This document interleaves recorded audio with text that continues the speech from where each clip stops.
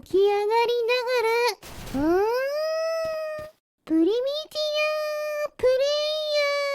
イヤー L です。今回はロボット用カタランチャーを作ってみようと思います。ロボットに装備して発射できる面白い兵器にしたいので、うまくできたら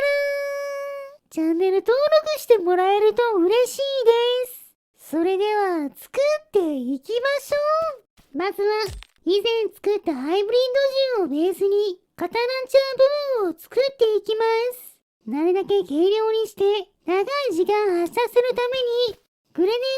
ド弾を外したらバッテリー1本で点火させてゆっくり連射するようにしました。タングステンの刃で受けていますが、ちゃんと弾が当たってダメージを与えてくれています。さらにこちらをもう1本作ってつなげて2発ずつ発射できる二連装タイプにしました。こちらを手に持って発射してみると、左右のタイミングはずれていますが、ちゃんとカタランチャーっぽくいい感じに発射することができています。あとはこちらをロボットに取り付けるための部品が必要なので、ロボットが活動を停止する3メートル以上の高さのある場所に寝かせたロボットの頭のサイズを測りました。その結果、一辺が20センチの立方体だということが分かったので、頭がすっぽり収まるパーツを作ります。デザインは、肩キャノンを装備していることで有名なガンキャノンの顔を参考にしました。目の部分にガラスを使っている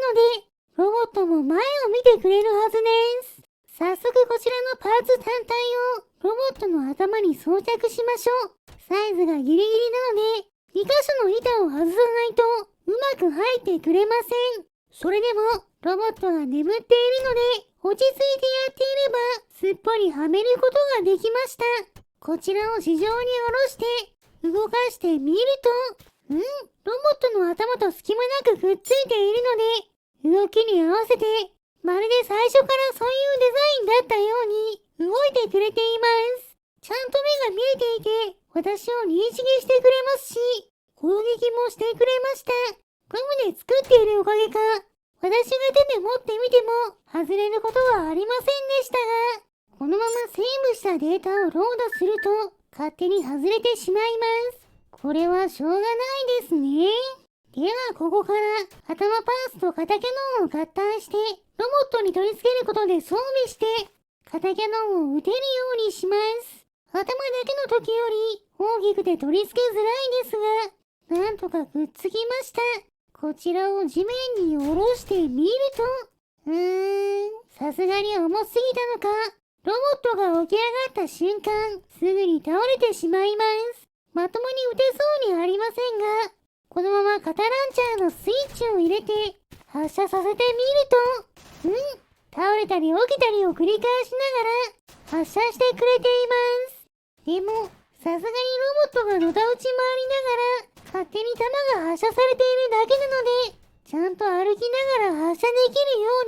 うにもっと工夫しましょう。なぜか弾を撃ち終わった後、ほふく前進のような姿勢になってゆっくりと後ろに動き出しました。こういう謎の現象も起こるのが面白いところです。ここからベアリング部品を外すことで軽量化します。この部品は私が手に持って撃つときに勝手に離さないようにするための部品ですが、ロボットに装備するならいらないはずです。こちらを試してみると、ダメですね。さっきと同じ動きです。このくらいの軽量化じゃまだ足りないみたいなので、段数を半分にすることでさらに軽くしていきましょう。片側5発、合計10発しかありませんが、歩けないんじゃしょうがないですからね。軽量化バージョンを作ったら、もう一度ロボットの頭に装着して試してみると、なるほど。立った後に少し歩きますが、すぐに倒れます。限界までお酒を飲んだ酔っ払いみたいな動きですね。とりあえずスイッチを入れて発射させようとしましたが、なぜか飛び跳ねた後、近くに置いていた肩キャノンに突っ込んで爆発してしまいました。もしかしたら頭が揺れるせいで飛んでしまうのかもしれないので、肩に当たって支えるパーツを追加して安定するようにするとどうでしょうか。早速ロボットに取り付けて動きを見てみると、ダメですね。さっきより広い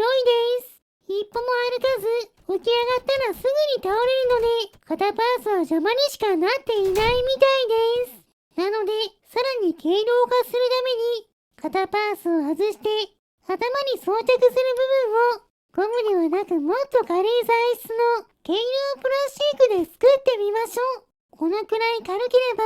ちゃんと歩いてくれるんじゃないでしょうか。こちらをロボットにつけて、地面に解き放ってみると、よし、ちゃんと歩いてくれています。どうやら、頭に取り付けるパーツが一定以上重いと勝手に倒れますが、軽ければ問題なく歩けるみたいです。早速肩ランチャーのスイッチを入れると、おっと、反動で転んでしまいました。そして、2回目の発射の時、爆風のダメージを受けて頭パーツが壊れてしまいました。壊れると脱げてしまうので、こうならないようにゴムの板を追加して頭パーツをダメージから守りましょう。ちゃんと壊れずに全ての弾を発射することができました。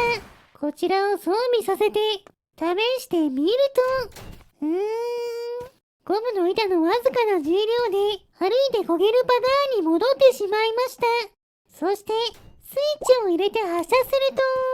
と、下を向いていたせいか全弾誘爆してしまいます。一斉操作みたいで強そうです。誘爆しないようにもう一度試してみると、弾を発射した後、弾と火薬の分重量が軽くなったおかげかちゃんと歩いてくれています。これはあと少し軽量化するだけでまともに撃てるようになりそうですね。そしてその後、ほふく前進スタイルで交代する謎の動きを披露してくれました。普段からこういう動きだと拾いやすそうですね。それからさらに軽量化するために前方のコンデンサの部分を最小サイズの太陽電池に変更しました。これで少しは軽くなったんじゃないでしょうか。ここまでやれば弾を発射した後じゃなくても転ばずに歩いてくれています。でも物を拾った瞬間に焦げてしまうのでかなりギリギリの重量だったみたいです。この動きのおかげでコンデンサーを上に放り投げてくれました。何かに使えそうですね。ではここでスイッチをオンにすると、残念、誘爆パターンでした。もう一度やり直しましょう。すると、物を拾おうとしてこけた後、起き上がりながら、発射してくれました。そのまま歩いてくれたので、これでようやくロボット用肩ランチャーの完成です。その後も様子を眺めていると、酔っ払いのようにフラフラして、木にぶつかりながら肩ランチャーを発射してくれました。危険すぎる酔っ払いです。弾を打ち尽くして軽くなったら、軽やかに歩いてくれました。ここでついでに、ロボットの頭パーツの上に、モーターと鉄の刃を組み合わせた、スピンカッターのパーツを作って、ロボットにかぶらせてみましょう。これなら強いロボットになるんじゃないでしょうか。転んですぐに脱げました。回転しているせいか、転びやすくなるみたいです。それでも、偶然拾おうとしたプラスチックの板を